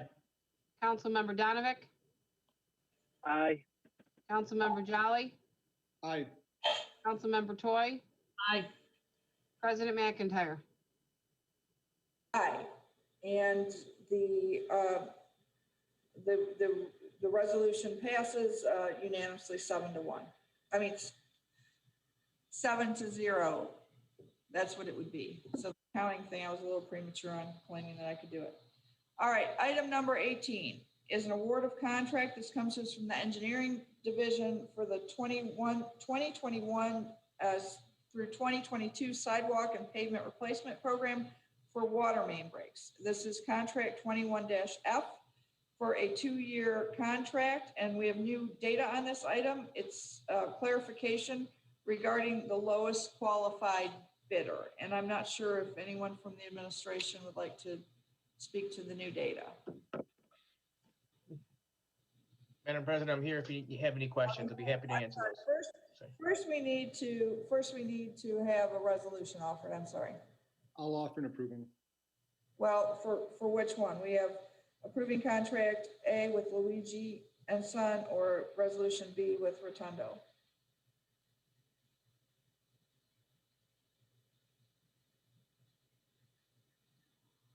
I'll go with A. Luigi. Yeah. Okay. Correct. All right. Support. Support from Councilmember Toy. All right, any discussion? Madam President, Vice President Burr. I'll do this in 20 seconds or less. Appreciate the work Mr. Rotundo does for us all the time. He made a compelling point last time about some of the reasons why we might consider him, despite the fact he wasn't the lowest bidder on this. Gave that a lot of thought. That being said, I just can't get past the 30 some odd thousand difference on here on behalf of the taxpayers. So Mr. Rotundo does a lot of work for us. I'm sure we'll continue to do so, but on this case, I think the right thing to do for our taxpayers is to go with the low bidder. Thanks.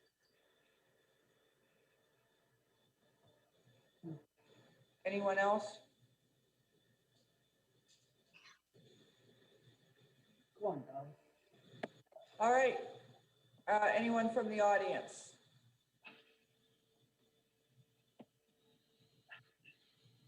Okay, seeing none, Madam Clerk, would you please go ahead and take the vote on the resolution that has been offered to approve the contract with Luigi and Son Cement Company? Vice President Barr, Aye. Councilmember White, Aye. Councilmember McCullough, Aye. Councilmember Donovic, Aye. Councilmember Jolly, Aye. Councilmember Toy, Aye. President McIntyre. No, and Resolution 8 carries 6-1. All right, and the contract will be awarded to Luigi and Sons. Item number 19 is a request to waive the city's, this is new business, I'm sorry, I should have said that. Request to waive the city's noise ordinance. This comes to us from Jeffrey Horn, PE professional engineer, Taylor TSC, State of Michigan Department of Transportation.